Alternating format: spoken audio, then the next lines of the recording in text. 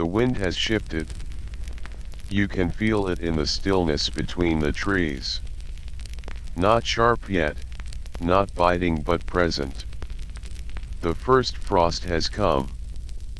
It rests lightly on the tall grasses outside the longhouse, painting each stalk with a veil of white, as if the land has exhaled and the breath of the earth itself has frozen in place. The days now pass more quickly. The sun rises late and departs far too soon, gliding low over the hills with little warmth. Shadows stretch long by mid-afternoon, and the air smells of wood smoke and damp soil. This is the beginning of winter in the Viking world. House with garden, the Longhouse. In the center of the settlement stands the Longhouse, a low, timber-framed building with gently sloping walls of turf and wattle. Its thick thatched roof is dark with moisture and patched in places with fresh straw. Smoke trails upward from the roof's narrow vent, curling into the cold sky. The scent of peat and pine wafts from it, carried on the wind, mixing with the salt of the nearby fjord. Inside, the air is heavy warm, but filled with the scent of damp wool, stored grain, old ash, and the musk of people and animals sharing one space. This is not just a home. It is a ship against the cold. A place where people will live, sleep, eat, and endure for many months ahead. Bearded person, family and kin. The family inside numbers more than a dozen men, women, children, elders. At one end of the house, livestock are housed: 2 goats, 3 sheep, and a quiet cow that chews slowly in her pen. Their body heat helps warm the space. People stir slowly in the morning. There is no rush, no bells, no market, no urgency in the frozen dark. A boy peels open his wool blanket and puts his feet down onto packed earth. Cold seeps up through his toes. He shivers, then walks toward the fire pit in the center of the hall. The coals are not quite out. With a practiced hand, his mother adds slivers of birch bark and dry pine. A slow breath, and then another. The coals catch. Flame returns. Light dances softly against the wooden beams above. Thread morning work. While the fire builds, others tend to their own small tasks. A girl fetches a pot of water and places it at the edge of the flame. Her fingers are red with cold, but she does not flinch. She's done this every winter. A man checks the beams for leaks. Another sharpens a knife by the doorway, where the air leaks in cold and slow like a ghost. A woven curtain separates sleeping areas, not for privacy, but to keep warmth contained. Small oil lamps are lit one by one, fueled with fish oil or animal fat. The smell is strong, but familiar. Above them, herbs and fish hang from beams, drying slowly. They sway slightly, whispering with every gust that leaks through the walls. It is not loud, the winter. But it speaks. You hear it in the shifting of the roof that creaks with frost. You hear it in the whine of wind through chinks in the wall. You hear it in the silence of the forest, now hushed and watchful. Even the sea has changed. The waves are slower now, heavier. When they break on the rocks, they do so without rhythm, as though even the ocean is sleepy. Children are told not to stray far. The paths they knew in autumn are slick with frost, the streams now dark and glassy. Wolves, silent in the warmer months, begin to howl again from across the ridges. But the people are not afraid. They are prepared. Beside the longhouse is a stack of firewood cut in the summer, dried under the eaves. Birch, mostly, for kindling. Spruce and pine for heat. A few pieces of driftwood, their edges smoothed by salt and thyme, set aside for evening flame. Gathering it took weeks. Now, each log is brought in slowly, one by one, like offerings. The fire will not be allowed to die, not in January, not even for an hour. Each morning, someone checks the pile. Each evening, someone counts what remains. In the longhouse, warmth is more precious than gold. Pot of food, a simple meal. As the fire settles into itself, breakfast begins. There are no feasts in winter. Just nourishment. A pot of grain is stirred, oats, barley, and dried berries if they were saved well. A sprinkle of salt. Nothing more.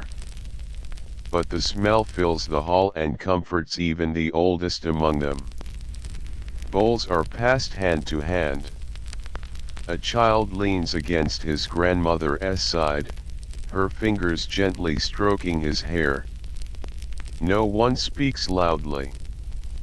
Words are fewer in winter, as though the cold might steal them. And so they eat slowly, deliberately letting the warmth reach their bellies. After the meal, the hall quiets. Some nap, some mend cloth. A woman adds fresh thatch to the ceiling, pressing it in carefully. A boy carves a toy from driftwood, not quickly, but with patience. The elders do not work. They sit, wrapped in cloaks, telling stories or humming low songs from before. In this place, time is not measured by clocks. It is measured by light. And today, the light is short. Before long, the sun begins to lower once again. The fire is fed once more. The animals are checked. Doors are barred gently against the dark. And the longhouse sighs not from sorrow, but from rhythm. This is the way of things. The first frost is not feared. It is greeted.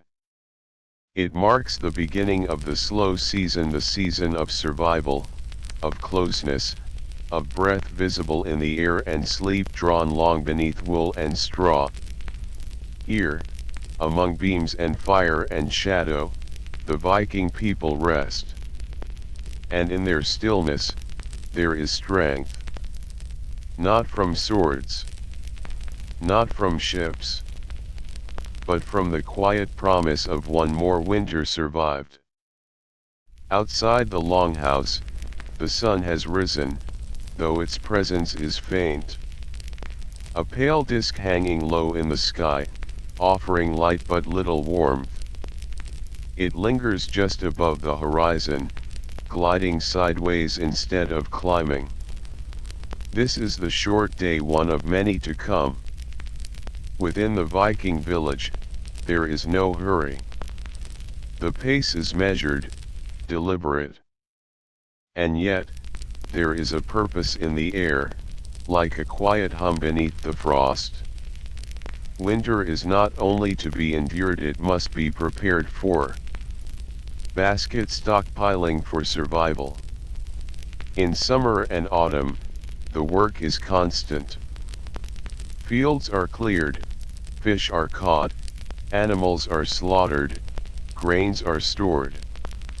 Now, as the cold deepens, that work continues, but it changes. A woman steps out of the longhouse, her breath rising in clouds. She carries a basket on her back and walks toward the storehouse near the tree line. The storehouse is raised on stilts to keep mice and moisture at bay. Inside, sacks of dried beans and barley are stacked, wrapped in cloth, tied with twine. Smoked fish hang from hooks. Salted lamb, tightly packed in barrels, rests in the corners. She checks the stores quietly. Touches the bags. Lifts one. Sets it back down. No words are needed. She knows what's there and what's not. You the role of the animals. Not far from the longhouse, a pen holds the winter herd, smaller now than in summer. The animals here are not just food. They are warmth, milk, wool, life. The goats huddle near each other, steam rising from their breath. The cow, calm and slow, turns her head to watch as a boy approaches with a pail of feed. He speaks softly to her, calls her by name. She responds not with sound, but with stillness and understanding that requires no language.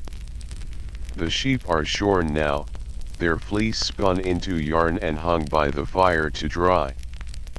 But they remain living heaters in a world where firewood is precious. Their care is shared by all. Even the youngest child knows how to carry straw or check the gate latch. Clothing the cold. Inside the longhouse, work continues even in stillness. At the far end of the hall, a loom stands tall, strung with thick woolen thread. A woman sits at its base, fingers deft and practiced, weaving a blanket that will take weeks to finish. Each pass of the shuttle is deliberate. A rhythm without sound. Wool is dyed using what nature offers: birch bark, onion skin, iron-rich soil. The colors are muted, earthen, rust red, cloud gray, moss green. A young girl helps sew a patch into her father's cloak. She struggles with the needle. Her mother guides her hand, not by taking over, but by watching closely. Teaching, not doing. In this house, every stitch matters. Every thread keeps someone warm. And in winter, warmth is a gift. Fish drying, smoking, preserving. By the water's edge, the drying racks remain though the work is almost done. Fish, caught in abundance during the last season, hang still from wooden beams. Their scales catch the dim light, glinting like dull silver. The cold air cures them, time does the rest. Behind the longhouse, a low smokehouse lets out the faint scent of peat and birch. A man kneels inside, checking the racks, ensuring nothing is spoiled, nothing disturbed. This is not just about food. It's about trust. The family trusts that when the storms come, they will not be hungry. That the work done in silence will repay them when the wind howls and snow drifts high. Preservation is an act of love for those who will sit at the table in the months ahead. Hammer tools of the trade. Leaning against the wall near the fire are the tools of the season. Sleds for hauling wood. Axes for splitting it. Hooks for pulling meat from the rafters. Stone lamps. Bone spoons. Woven baskets. Each has been made by hand. Each has a history. An old man sits by the fire, oiling the handle of his axe. Not because he expects to use it today, but because care must not cease, even when the snow falls. The children play nearby, carving bits of wood into shapes not toys, but tools in training. Even in this stillness, there is preparation. Bread, quiet feasts and everyday meals. As the sun begins to dip once again, the longhouse fills with the scent of stew. A cauldron hangs low over the fire. Inside, root vegetables, turnips, parsnips, leeks simmer with herbs and bits of dried meat. There is no abundance, but there is enough. The family gathers slowly. There is no feast, only nourishment. A mother tears bread into pieces and passes it to her children.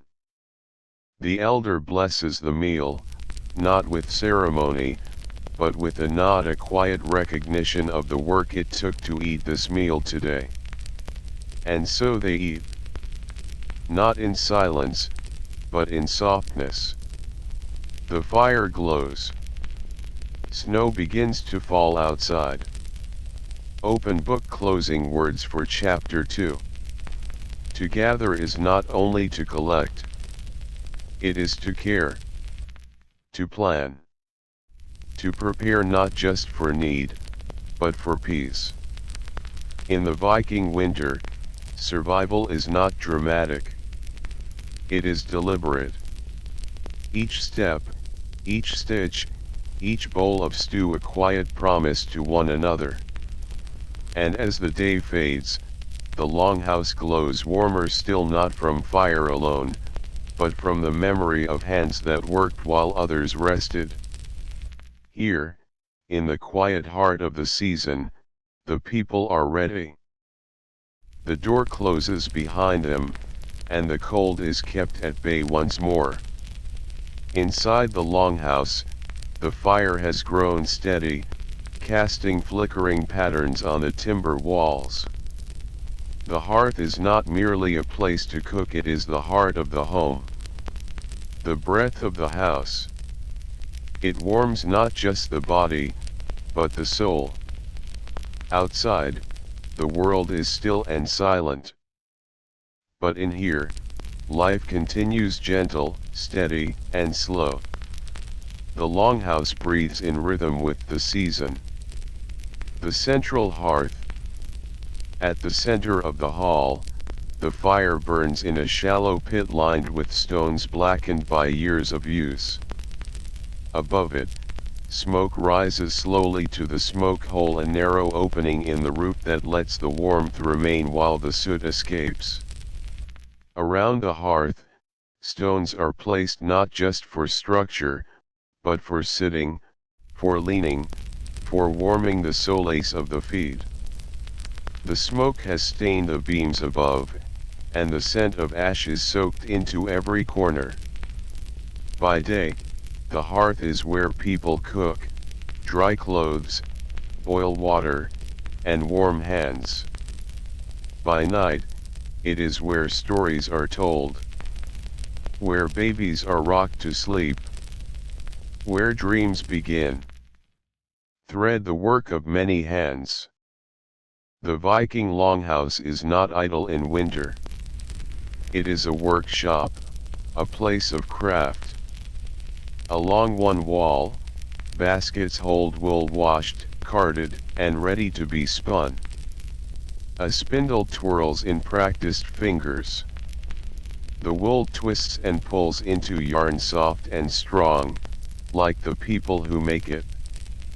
Nearby, a man repairs a wooden bowl. Not because it is broken, but because it may break one day. He scrapes the edge with a curved knife, then rubs it with animal fat.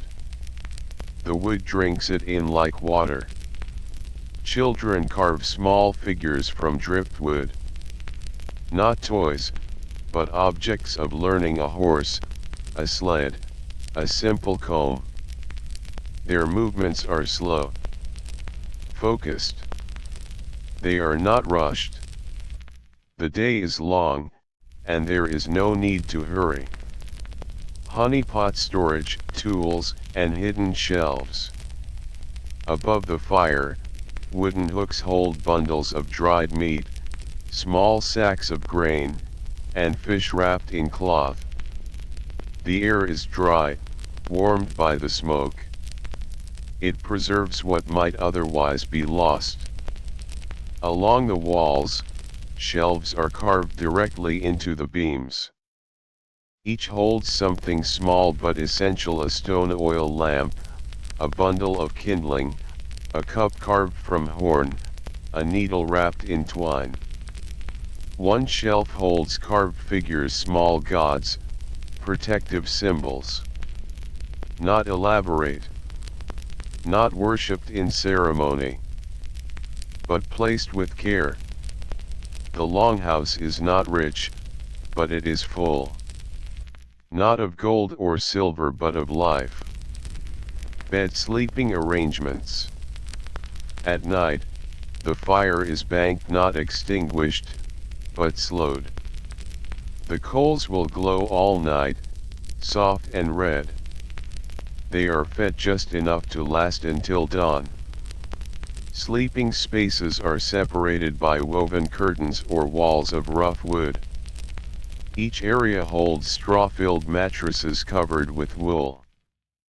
Animal hides line the floors. Cloaks become blankets. Boots are placed near the fire so they will not freeze. Families sleep together, not for comfort alone, but for warmth. Children curl against parents. Elders lie with furs wrapped tight. There is no silence, but there is stillness: the creak of timber, the hiss of the hearth, the soft breath of sleepers.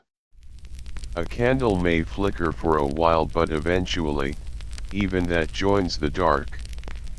Speaking head stories by firelight. Before sleep, there is storytelling. Always, storytelling. Not grand sagas, not every night, but small tales. Short memories. Lessons wrapped in words. An old woman speaks of her youth, of the first snowfall that covered the Longhouse in silence. A father tells a tale of a fox that stole a chicken and led him on a chase through the trees. A child whispers a dream they had of ships with sails made of clouds.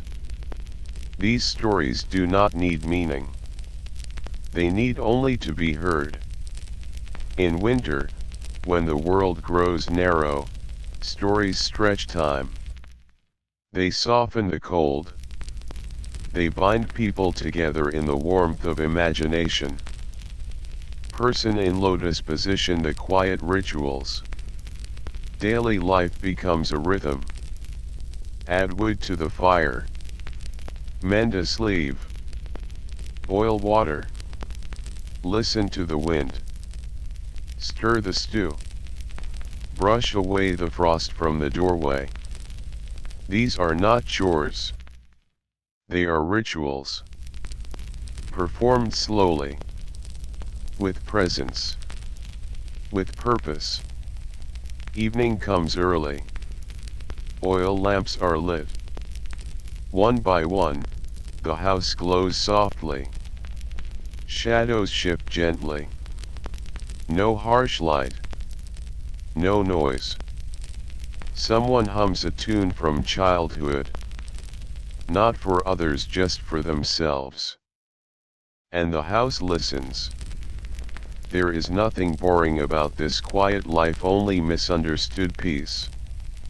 To survive a northern winter is not a feat of strength or speed. It is an act of patience, of steadiness, of daily care. Within these walls, every motion has meaning. Every fire fed, every cloak repaired, every bowl filled a note in the quiet song of survival. Here, inside the Longhouse, the world is small. But it is enough. And as the fire burns low, the people sleep wrapped in fur and dreams held by the home they build with their hands and hearts. The cold does not sleep. It waits at the edge of the longhouse, whispering against the door frame, brushing frost against the thatch. But within these walls, there is warmth. There is flame. And there is food. Not abundance. Not luxury. But enough. And in the heart of winter, enough is everything. Teacup without handle cooking by the hearth. The hearth, central and sacred, is not just for heat.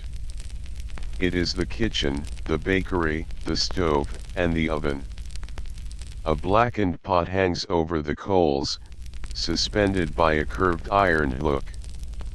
Inside, the day's meal simmers slowly: barley, leeks, parsnips, dried lamb, and a hint of herbs from summer stores. It is stirred often, not from need, but from habit. The act is comforting. Familiar. There is no set time for meals, only hunger and warmth to guide the day. Nearby, a flat stone serves as a hot surface. On it, small barley cakes bake, flipping once, then again. The smell of crisping grain joins the wood smoke in the air. Cow what they eat. The winter diet is humble. No fresh fruit. No new milk. But there are dry stores, smoked meat, aged cheese. Meals are built around what can survive the cold: root vegetables buried deep in earth, or wrapped in straw and stored in the dark. Grains are precious: oats and barley ground into flour and stretched as far as they can go. Fish are ever present, caught in autumn, cured with salt, hung in smoke. Their flesh now leathery but full of memory. Drinks are simple. Thin ale. Broth. Melted snow boiled clean. And always, everything is shared evenly, quietly, with gratitude. Fire keeping the flame alive. The fire must never die. Not for a moment. To let the hearth go cold is more than an inconvenience, it is danger. Ashes are preserved each night.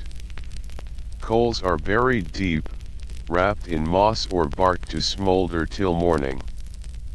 A child may be tasked with watching the flame, feeding it the smallest sticks with reverence. Each member of the house knows how to coax a fire back to life. They treat it as a friend, a companion, a guardian against the dark. Its sound is like breathing: soft crackles and sighs. Its light flickers across every face. Speaking head, evening and folklore. As the day fades, and it always fades too soon, the longhouse slows. The stew is eaten. Bowls are wiped clean. Children yawn and draw close to the warmth. This is the time of tales. The Vikings knew the power of story. They spoke not to entertain, but to remember. To pass down warnings, hopes, wonders. And so, in winter, stories bloom in firelight like ghost flowers. Dragon stories of old. Tonight, a voice rises soft and steady. It speaks of Thor, strong and bold, hammer in hand. Of Odin, cloaked in shadow, giving up an eye for wisdom. Of Freya, whose tears became gold. The children listen wide-eyed, but no one interrupts. There are no questions. Only breath held and slowly released. The stories are not hurried. They meander. They pause. They live. A tale may last an hour. Or a lifetime. Crescent moon dreams and beliefs. Not all stories are myths, some are personal. A woman tells of the year the snow never stopped, when they ate pine bark and boiled bones for broth. A boy recalls the glowing fox seen beyond the trees, its eyes shining like stars. Some stories are half-remembered dreams. Some are warnings of frost spirits, of shadows in the forest, of wolves that speak. The lines between belief and tale are blurred. But no one minds. In winter, all stories are welcome. Even silence becomes a kind of tale. Hammer and wrench lessons and memory. Every story carries a purpose, a lesson woven in with each word. A parable on patience. A whisper of courage. A reminder of kindness. The children do not realize they are learning. But they remember. Long after the snow melts. Long after the fire is ash. They will repeat these tales in their own time. And the cycle continues. Fallen leaf, food and folklore together. Often, the food and the stories blend. A piece of bread is broken in rhythm with the story's end. A cup is passed as a hero returns home in the tale. One does not exist without the other. They nourish the same soul. The storyteller drinks. The children lean closer. And the fire burns on. There is warmth in the food. There is warmth in the fire. But the deepest warmth lives in the words passed from voice to voice, from one heart to another. The cold may rule the land. But inside this home, there is flame. There is flavor. There is folklore. And as the night grows long, the stories do too. Soft as snow, slow as dreams. The cold grows deeper. Even the trees seem to creak with stiffness. The fjord lies frozen, silent beneath a thin veil of snow. The sun, now little more than a ghost on the horizon, barely rises. It hovers pale and distant, then fades again into twilight. This is the deepest winter. And still, the Longhouse holds strong. Its walls thick with earth and timber. Its fire carefully tended. Its people, quiet, enduring, and wrapped in layers of woven patience. Ice cube the cold inside and out. The Longhouse is warm but only in the center. Far from the hearth, the chill returns. Icy drafts slide under the heavy wooden doors, creeping toward beds and benches. Frost forms along the inner walls some mornings, a fine, glittering lacework drawn by unseen fingers. To live through this is not to escape the cold. It is to live with it respectfully. Cloaks are worn even indoors. Woolen mittens stay on. Even the sleep is layered, fur over wool over linen over straw. To sleep is to burrow. To breathe warm into your own hands. And so, they wait. Conserving resources. In the coldest month, often called Thori, the fuel must last. Wood is rationed. Bark stripped from trees in autumn now burns slowly in the hearth. Twigs and peat are carefully added to stretch each flame. Oil lamps, once used nightly, are now dimmed. Smoke is kept low. Light is treated as treasure. Food, too, becomes simpler. Dried fish. Frozen broth thawed slowly. Barley stretched thinner than before. Even in hardship, there is no panic. Only quiet adjustments. Shared understanding. They've lived this before. They will again. Wind face the winter air. Outside, the wind howls a long, hollow moan like a horn in the distance. It wraps around the longhouse, testing the walls, slipping through the gaps. Children are told stories about the wind, that it's the breath of ancient spirits, roaming the world in search of warm places to rest. So when it howls, they say softly, "Not tonight," and add another log to the fire. Inside, the air grows still again. The crackle returns. The longhouse breathes. Person in bed, illness and care. With cold comes illness. There are no doctors here, only herbs, warmth, and watchful care. A cough is met with hot broth. A fever, with willow bark steeped in water. A chill, with extra furs and hands to hold. There is no medicine in the modern sense, but there is healing in closeness. When one falls ill, others rise early. Fetch water. Stir the fire. Whisper songs. And in this way, they mend each other. Not with urgency, but with presence. Candle rituals for the cold. Even now, even in the hardest part of winter, they observe their quiet rituals. Each morning, the door is opened briefly. A look to the sky. A breath drawn deep.